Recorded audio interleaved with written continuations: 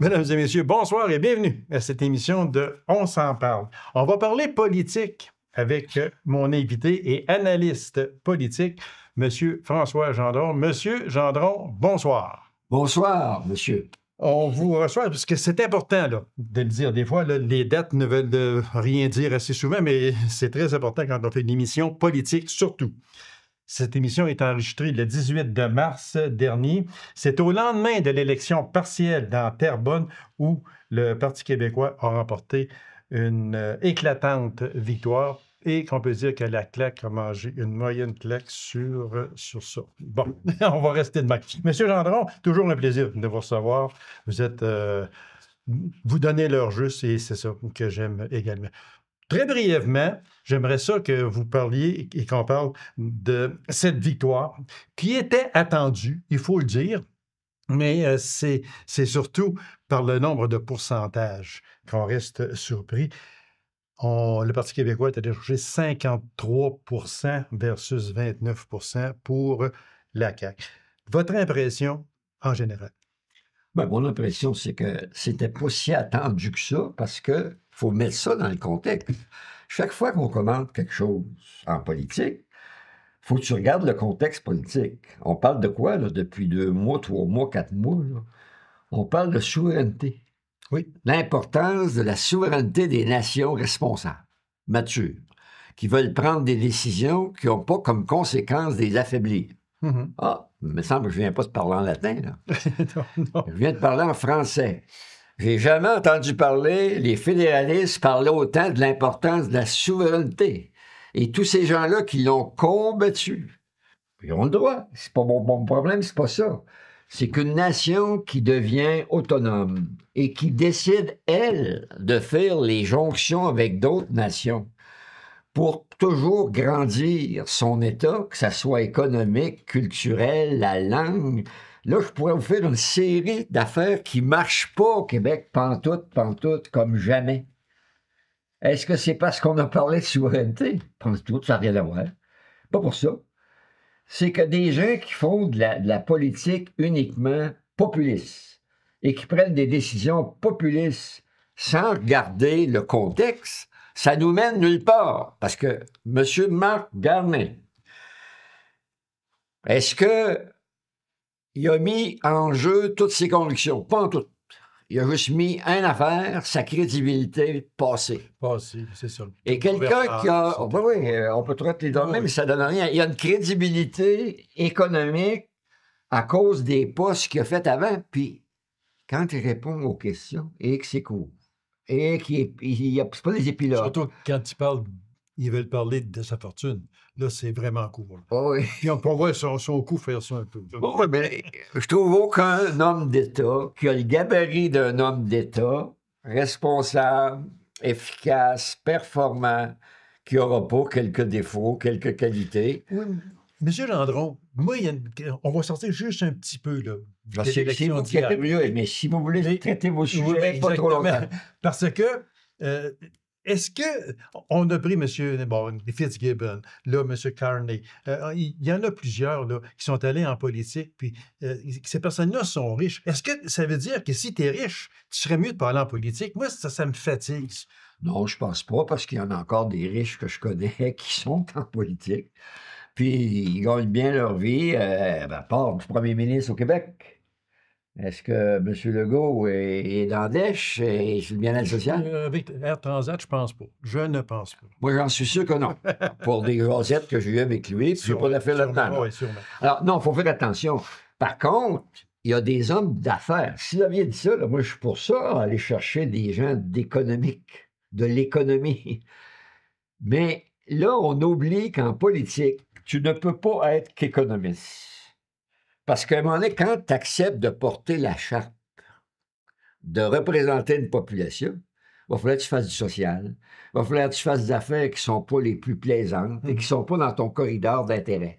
C'est sûr. En gros. C'est sûr. Mais il faut faire pareil. Parce que, regardez, je reviens à Carney. Marc Carney, il a une réputation d'une large connaissance et d'un homme qui tranche rapidement et qui ne donne pas de matière inutile à se faire déshabiller sur la place publique aux journalistes. Exactement. C'est en plein. Et ça, je suis content de ça. Monsieur Gendron, bon, la députée, Mme Catherine Jean-Dicard, qui a été élue hier, 53 c'est beaucoup, 53 c'est la 5e députée du Parti québécois, première femme à siéger dans la dernière mouture Dans cette législature. Exactement. Le Parti québécois a remporté les 2 dernières partielles, et puis 53 la CAQ 29 mais où je veux en venir, M.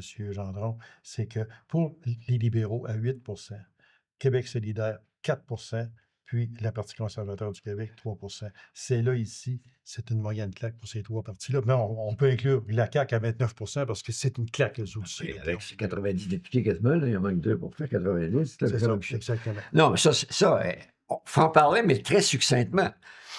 Que 3 partis politiques installés au Québec depuis plusieurs années fassent moins de 15 j'ai jamais vu ça. Il n'y a plus de ce que j'appelle de démocratie identifiée. À un moment donné, moi, je crois à la démocratie, mais en autant qu'elle s'exprime. Alors là, à 4-5 là, puis n'oubliez pas qu'il y a un parti là-dedans là, qui est l'opposition officielle au Québec. Et voilà. Or, l'opposition officielle a toujours un rôle plus grand à jouer pour toutes sortes de raisons de démocratie. Les autres, ils s'en prennent en disant que, ben, on n'a pas de chef actuellement, etc. Bullshit. Non, ils donnent des explications. Oui. À un moment donné, c'est pas parce qu'on dit quelque chose qu'il faut toujours, par une explication, ne pas consentir au quelque chose qu'on a dit. Je suis convaincu que vous me suivez. Oui, sûrement. Il y a des choses qu'il faut dire, mais arrêtez de les expliquer. Oui, il faut expliquer davantage des choses pour que le choix démocratique soit beaucoup plus ce que j'appelle réfléchi, consenti et qui nous permet de tirer par le haut là où nous sommes. Si c'est une municipalité, bien, il faut que la municipalité essaye toujours de développer des avantages pour les commettants et les citoyens, puis c'est la même chose pour l'État. Monsieur Gendron, le taux de participation qui s'est établi à 37,8 c'est un peu normal pour une partielle? Ça donne rien à parler. Toutes les partielles, ils ont toujours joué dans la fourchette de 20, 22, 25, aller jusqu'à 30, 36. On a déjà été à l'entour de 40, mais c'est rare. Donc, pourquoi qu'on parlait de rareté? Ça donne rien de parler de ça. Le taux n'est pas là. Mais le taux n'est jamais là, et surtout pas... Écoutez, là, nous, on est un parti indépendantiste. Puis là, ça fait à peu près 3 mois qu'on parle d'autonomie à mort. Puis c'est correct. C'est correct parce que là, c'est le Canada qui se fait attaquer. Ça n'a pas de bon sens des attaques comme ça, puis de ne pas être solidaires les uns des autres. Mais il ne faut pas débarquer de nos convictions parce que c'était nécessaire de faire front commun avec le Canada. Comment vous prenez ce résultat-là, M. Gendron? Est-ce que c'est un vote de retour pour l'indépendance ou si c'est un vote de contestation envers la CAQ? Réponse non. C'est pas un vote d'indépendance, puis vous le savez autant que moi. Je ne traite pas ça, c'est pas ça. Mais c'est un... Monsieur Pierre-Paul, Paul Saint-Pierre a été bon court. La CAQ n'est plus crédible. Le chef nous a dit qu'il a perdu sa boussole. On le sait, ça paraît. Il n'est plus capable de prendre de décisions réfléchies qui permettraient de sentir qu'il y a encore ce que j'appelle la capacité de jouer un rôle. Il n'y a rien qui marche au Québec. Alors, j'aimerais bien mieux discuter de ça. Tout ce qui ne marche pas, qui va en parler? Nous, on pense. On va en parler. Oui, on va en parler, puis ça presse, parce que ça, c'est clair que ça n'a rien à voir avec l'indépendance. Puis Paul Saint-Pierre, Plamondon l'a dit. Dans la partielle, il n'y a pas été question de ça. Il n'est pas. Est-ce que je suis plus souverainiste parce que c'était le partiel? Ben non. Les arguments pourquoi je suis souverainiste, ils sont fondés.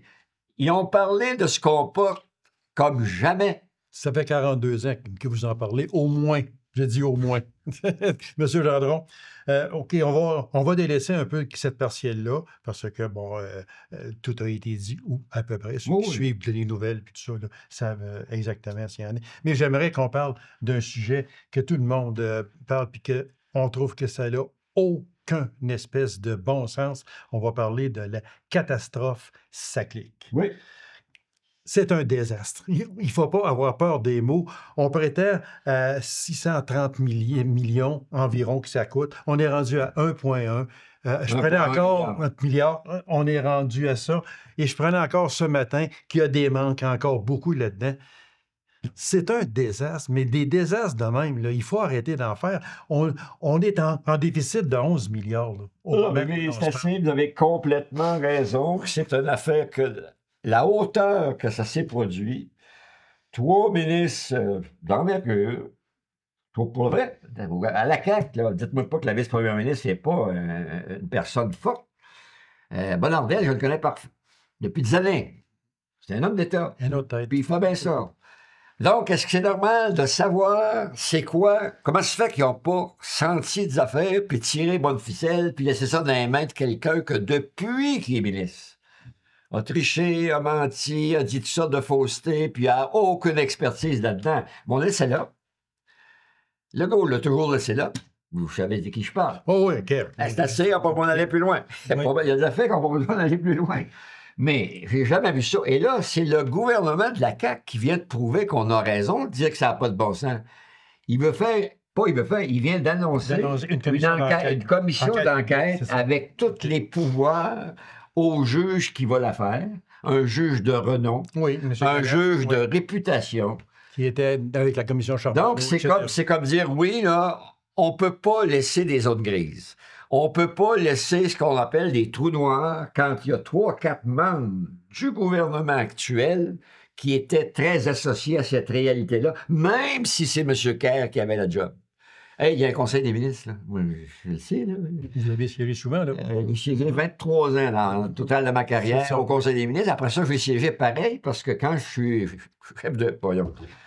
président du caucus, j'ai bien eu à bout de convaincre que le président du caucus devrait siéger au conseil des ministres. Et depuis que j'ai défendu ça, c'est de même que ça marche. Ah, OK. Oui, okay. Un président du caucus siège parce que lui, là, il préside le caucus. Puis le caucus, on ne dit pas « Ah, les ministres, on va le faire là. » Il y a juste les députés. Le caucus, c'est tout le monde. C'est tout le monde, exactement. Tous les porteurs de l'Ando ou du Dossard, le député de. Les députés de, ils sont tous députés de. Un ministre, il est député aussi. Il a une circonscription. Bon.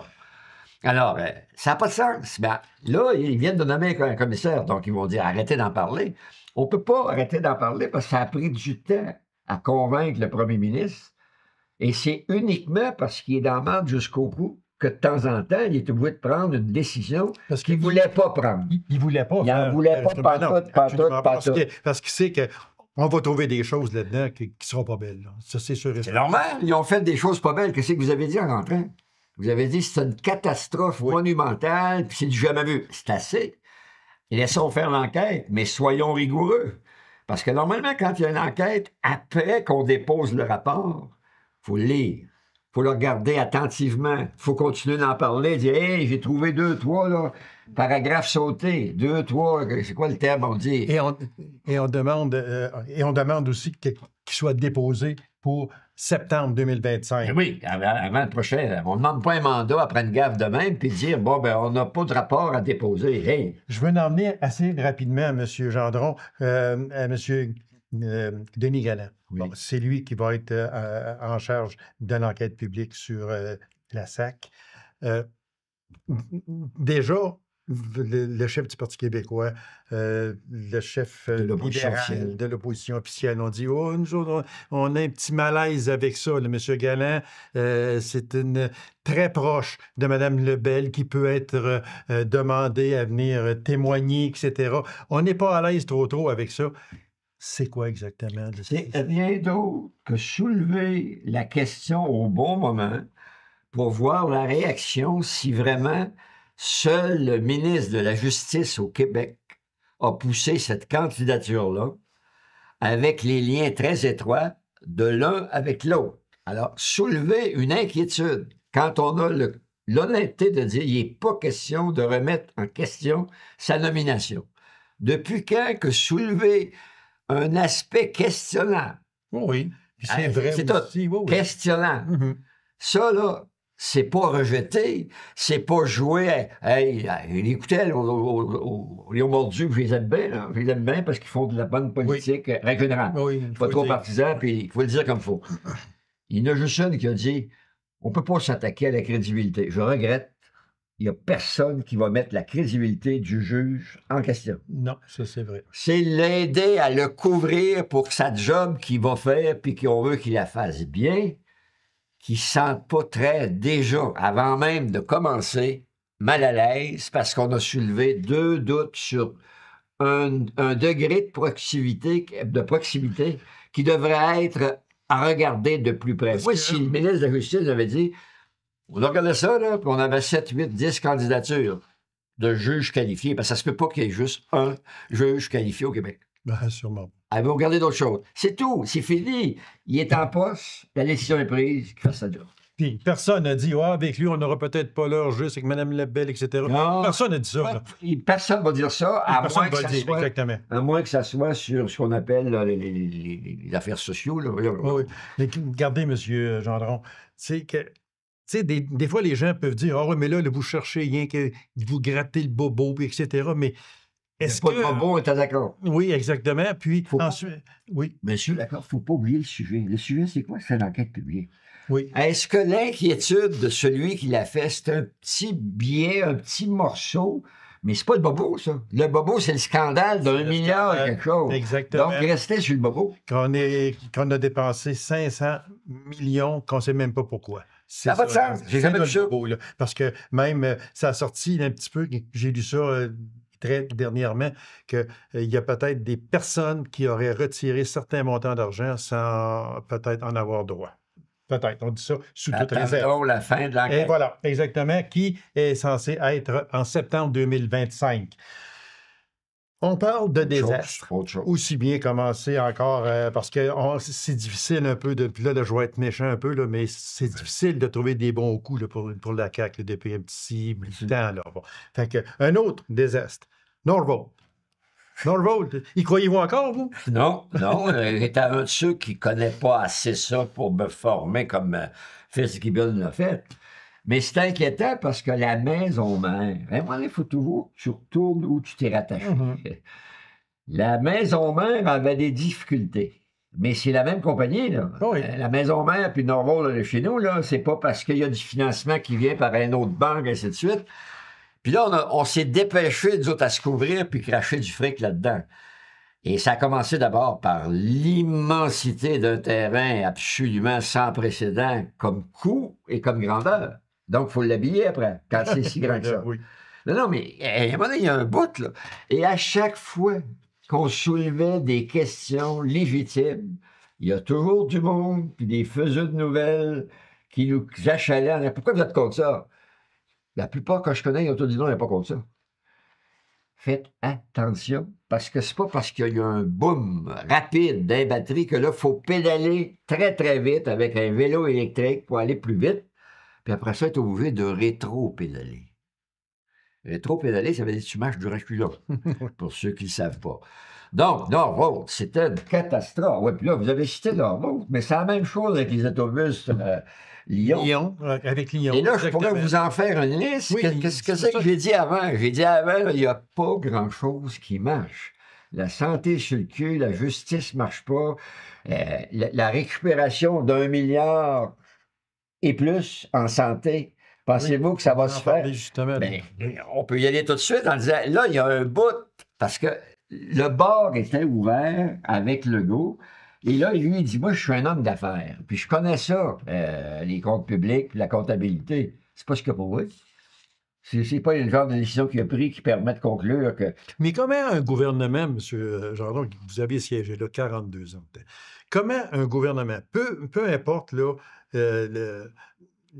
la politique, que ce soit rouge, bleu, vert, jaune, là, on parle en général. Comment un gouvernement peut se faire avoir tant que ça? Moi, c'est ça que j'ai de la misère. Parce qu'il perd ses convictions. Non, mais parce qu'il perd ses convictions. Rappelez-vous le mal qu'on s'est fait, mais c'était une décision d'État en 82 avec les enseignants, quand on a dit « Votre croissance est exponentielle. » Donc, si on ne fait pas une correction des échelles salariales, ça nous conduit à des déficits permanents d'une hauteur qu'on ne pourra jamais rattraper. on l'a fait pareil. Qu'est-ce qu'on a fait? On a perdu en 81, c'est le taux le plus faible de notre client. L'événement est arrivé en 82. Mais à l'élection de 81, on a passé comme une balle. Mais rapidement, quand on a pris cette décision-là, on s'est fait couper beaucoup de membres. Et en 85, on en a mangé tout, le 2 décembre 85. Écoute, on était à 22. Pas 88 ou 89 comme le Gaulle là, à force de licher toutes sortes d'affaires. Puis dépenser 8 milliards très rapidement, parce que là, il y avait de l'argent. Alors, il y en a fait des affaires qui n'ont pas d'allure? Ben oui. Et là, les cours, la justice, des procès remis avec, vous savez, c'est trop long encore là de tout expliquer ça. Mais je répète, les grandes missions de l'État ne marchent pas. En santé, là, qu'est-ce qu'on a fait avec le grand bonhomme? Là? Non, mais... On va en parler, justement. On va en parler. Ça, c'était ce qu'on appelle un extraordinaire, un top gun. Ouais, je déteste ça. Puis là, on l'a sacré dehors. Ouais. Il était même pas... Abergel, qu'on parle. Oui. Bon, OK.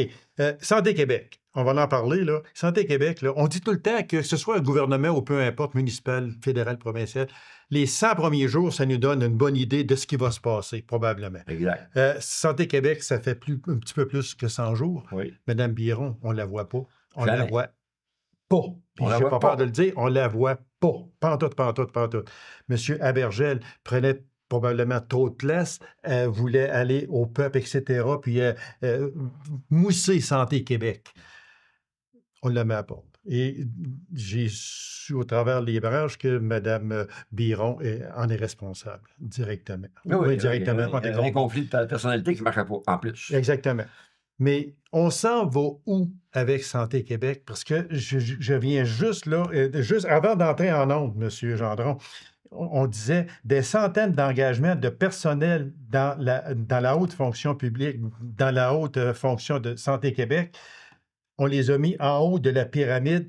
On demande de couper 1,5 milliard. Sur l'autre côté, on engage et l'administration devient encore plus compliquée qu'elle l'est présentement.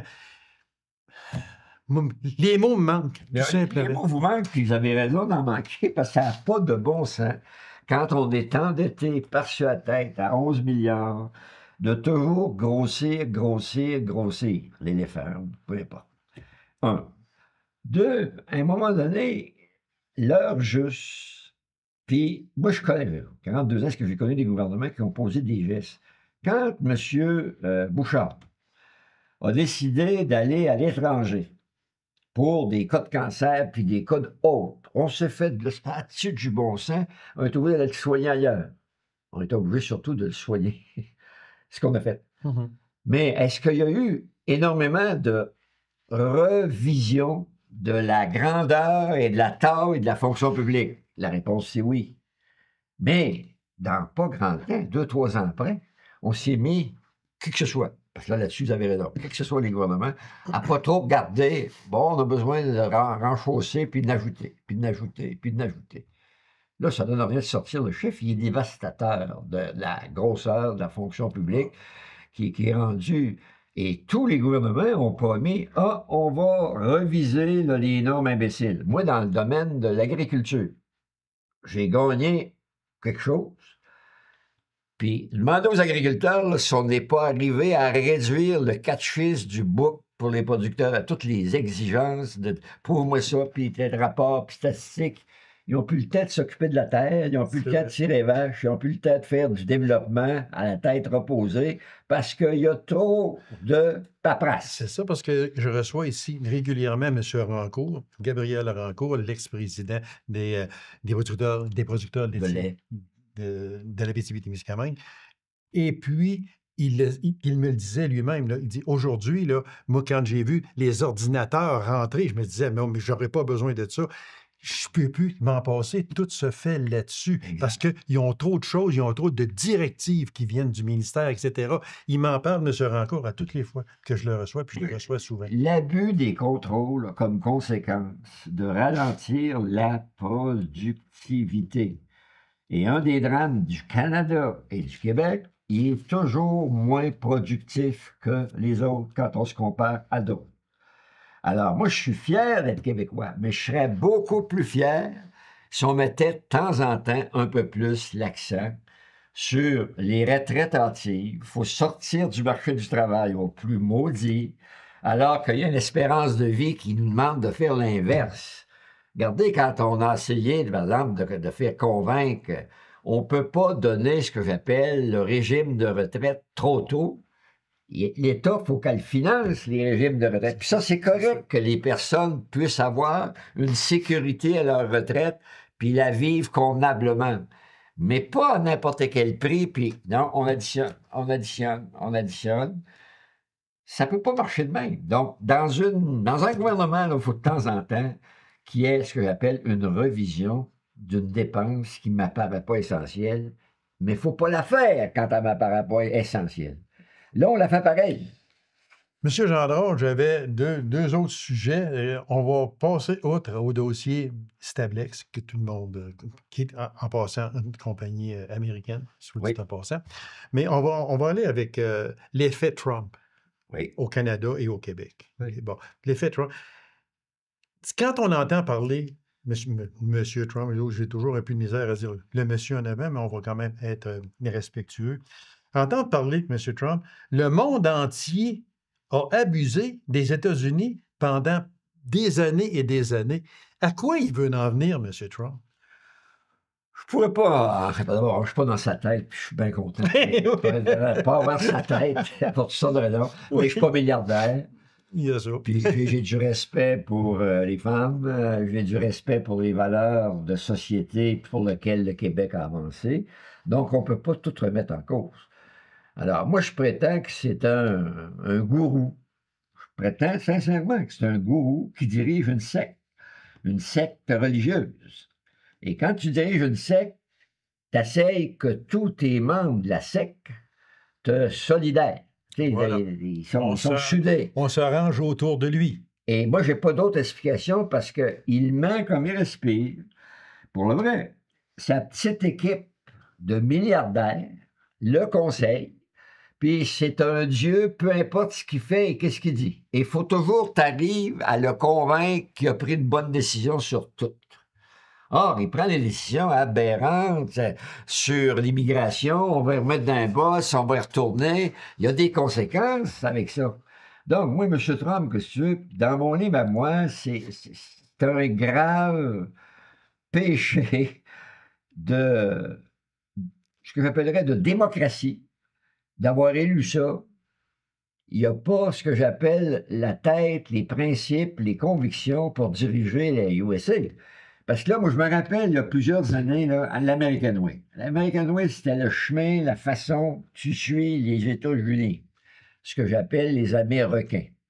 Vous avez compris, là? Les Américains, pas les Américains. Non, Américains, oui. Alors, les Américains, les autres, il faut qu'ils bouffent à peu près tout le monde, puis essayer que le monde entier, écoute, la Chine, le Japon, l'Inde, c'est bien plus gros que les États-Unis. Puis, il y a des visées pour tout se refaire un nouveau territoire. Je terminerai en disant, moi, quelqu'un qui joue avec les territoires, les frontières. C'est ça. C'est criminel, parce que si on fait ça, il n'y a plus rien qui va marcher.